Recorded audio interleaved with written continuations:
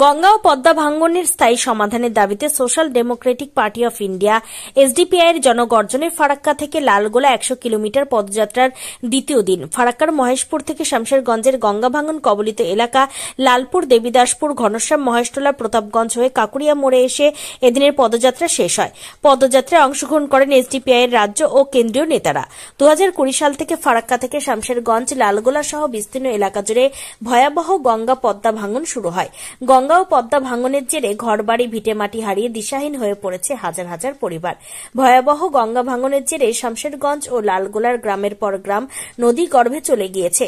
সেই সব নদী ভাঙ্গন কবলিত এলাকার মানুষদের শুধু জুটেছে বিভিন্ন রাজনৈতিক দলগুলির রাজনৈতিক বাক্যলাপ। না হয়েছে গঙ্গা ভাঙ্গনের স্থায়ী সমাধান, না হয়েছে ভিটেমাটি, জমি জায়গা হারিয়ে পথের ভিখারি হওয়া মানুষদের স্থায়ী সমাধান। সেই সমস্ত কথাকে মাথায় রেখে social Democratic party of India Farakka থেকে লালগোলা 100 কিলোমিটার পদযাত্রা ও জনগর্জন সভার ডাক দেয়। ফারাক্কার নুরুল হাসান কলেজ মাঠ থেকে শুরু হয় এসডিপিআই এর জনগর্জন পদযাত্রা। গঙ্গা ভাঙ্গনের স্থায়ী সমাধান ও গঙ্গা ভাঙ্গন প্রতিরোধের দাবি সহ অতিগ্রস্ত পরিবারদের বাসস্থান সহ জমি প্রদানের দাবিতে পদযাত্রা বলে জানিয়েছেন এইচডিপিআই এর রাজ্য সভাপতি মোহাম্মদ শাহাবুদ্দিন। সকাল 9টায় আমাদের অর্জুনপুর হাই স্কুল থেকে আমরা শুরু করেছিলাম। মূলত আজকে আমাদের এটা শুরু হয়নি, আমরা গতকালকে 7ই ডিসেম্বর ফারাক্কা ব্যারেজ থেকে শুরু করেছিলাম। আগামী 7 দিনের আমাদের এই পরিকল্পনা আগামী 14ই ডিসেম্বর পর্যন্ত চলবে। লালগড়া ডেমেন একাডেমি ময়দানে গিয়ে একটা গর্জন সমাবেশের মধ্যে দিয়ে আমাদের যে আন্দোলন তার প্রথম পর্যায়ে আমরা সেখানে সমাপ্তি করব। দ্বিতীয় পর্যায়ে, তৃতীয় পর্যায় এবং চতুর্থ পর্যায়ের আন্দোলন আমাদের আস্তে আস্তে করব। এই আন্দোলনের মূল যে লক্ষ্য সেটা হচ্ছে যে আমরা জানি মুর্শিদাবাদ এবং মালদা দীর্ঘদিনের সমস্যা, সেই সমস্যা যে নদী ভাঙনের সমস্যা। নদী ভাঙনে সরকারি তথ্য রিপোর্ট বলছে, আরটিআই এর রিপোর্ট বলছে 1990 সাল থেকে 2011 সাল পর্যন্ত প্রায় কাছাকাছি 1000 গ্রাম এই নদী ভাঙনে ক্ষতিগ্রস্ত হয়েছে। লক্ষ লক্ষ মানুষ এই নদী ভাঙনে তারা সর্বশান্ত হয়েছে। সরকারি তথ্য বলছে, সম্পূর্ণ আরটিআই রিপোর্ট বলছে, লক্ষাধিক মানুষ নদী ভাঙনে ক্ষতিগ্রস্ত হয়েছে। হেক্টরের পর হেক্টর 1990 থেকে 1994 পর্যন্ত 32,000 হেক্টর জমি নদী ভাঙনে ভেঙে গেছে। তাহলে যদি দেখা যায় প্রত্যেক বছর গড়ে প্রায় 100খানা পরিবার এই নদী ভাঙনের কবলে পড়ে এবং তারা নদী গর্ভে তলিয়ে যায়। সরকারের যে দায়িত্ব ছিল নদী ভাঙনকে জাতীয় সমস্যা হিসাবে গ্রহণ করে তার সমাধানের জন্য উপযুক্ত পরিকল্পনা গ্রহণ করা, কিন্তু কোনো সরকার, না কেন্দ্র সরকার না রাজ্য সরকার সেই পরিকল্পনা গ্রহণ করেছে। যখন নদী ভাঙন হয় তখন কেন্দ্রীয় মন্ত্রী বা নেতা এবং রাজ্যের নেতা মন্ত্রীরা নদী ভাঙন এলাকায় ফটো সেশন করার জন্য যায়, নাটক করার জন্য যায়। আমরা দেখেছি আজকে মহাদেবনগর যে অঞ্চল সেখানে কালো বস্তায় বালি ঢুকিয়ে নদীর পাশে তারা রেখেছে, দিয়ে দূর থেকে মনে হচ্ছে এটা পাথর তারা দিয়েছে বলে। তার ফটো ভিডিও সব আমার কাছে আছে, যে কালো বস্তায় বালি ঢুকিয়ে পাথরের মতো মনে হচ্ছে পাথর দিয়ে বেঁধেছে বলে সরকারের কাছ থেকে পাথরের পয়সা নিয়েছে, কিন্তু বালির বস্তা সেখানে দেওয়া হয়েছে। নদী ভাঙনের অ্যাকচুয়াল যে সমাধান, সেই সমাধানে এই সমস্ত রাজনৈতিক দল যারা সরকারে আছে এবং পূর্বে সরকারে ছিল, বামফ্রন্ট বলেন, বর্তমানে তৃণমূল বলেন এবং বিজেপি বলেন, তারা কেউ স্থায়ী সমাধানের জন্য কোনো রকম পরিকল্পনা গ্রহণ করেনি। আমাদের দাবি সোশ্যাল ডেমোক্রেটিক পার্টি অফ ইন্ডিয়ার পক্ষ থেকে যে নদী ভাঙনের স্থায়ী সমাধান করতে হবে। যেভাবে সবরমতী নদীকে বেঁধে আহমেদাবাদ শহরকে বাঁচানো হয়েছে, যেভাবে হুগলি নদীকে বেঁধে কলকাতা শহরকে বাঁচানো হয়েছে, ঠিক সেইভাবেই এই নদী গঙ্গা এবং পদ্মাকে বেঁধে মুর্শিদাবাদ এবং মালদাকে বাঁচাতে হবে। মুর্শিদাবাদ ঐতিহাসিক একটা জায়গা, ঐতিহাসিক একটা নাম।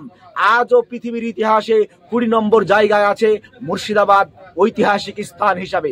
সেই জেলা দিনের পর দিন নদী ভাঙনে ভেঙে তাদের মানচিত্র থেকে মুর্শিদাবাদের মানচিত্র পাল্টে যাচ্ছে, কিন্তু এখানকার যারা নেতা মন্ত্রী আছে তারা নাকে তেল দিয়ে ঘুমাচ্ছে, আর যখন ভাঙছে সত্যিকার অর্থে তখন তারা ফটো সেশন করার জন্য যাচ্ছে।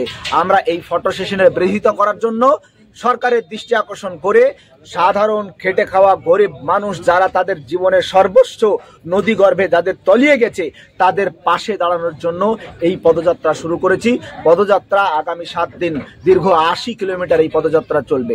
আমাদের প্রেসিডেন্ট তাইদুল ইসলাম 65 বছর বয়স, ভাইস প্রেসিডেন্ট মোহাম্মদ শাহাবুদ্দিন সাহেব 67 বছর বয়স, 65 বছর 67 বছরের মানুষ এই 80 কিলোমিটার রাস্তা পদযাত্রা করছে কেন?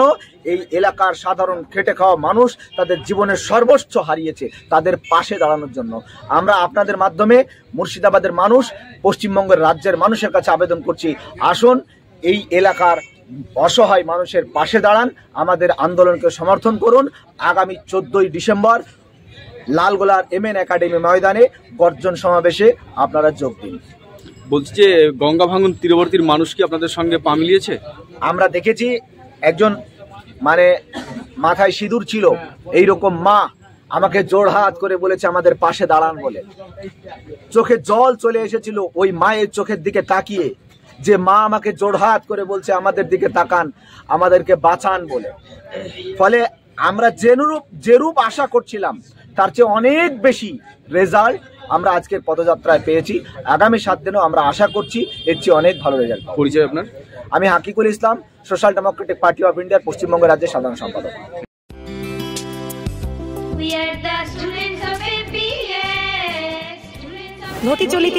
ঘটি চলিতেছে Shivam education and social welfare ট্রাস্টের পরিচালিত অরঙ্গবাদ পাবলিক স্কুল।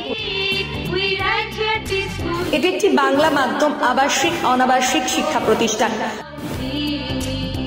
2025 শিক্ষাবর্ষে 5ম থেকে 9ম শ্রেণী পর্যন্ত বালক ও বালিকাদের ভর্তির জন্য ফর্ম ফিল আপ চলছে। ফর্ম পূরণের শেষ তারিখ 22 অক্টোবর 2024। ভর্তির পরীক্ষা 27 অক্টোবর 2024 রবিবার দুপুর 12টা। औरंगाबाद पाब्लिक स्कूलेर जंगीपुर शाखा, मियापुर कैम्पासे बालक और बालिका विभाग, तालाई कैम्पासे बालक विभाग, लालगोला कैम्पासे बालिका विभागेर जोन्नो अनलाइन अथवा अफलाइने फर्म फिल आप करुन।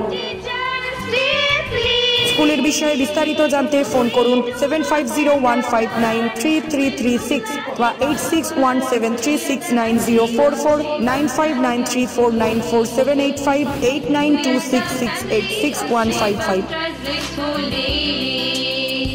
We are the family of Shivam.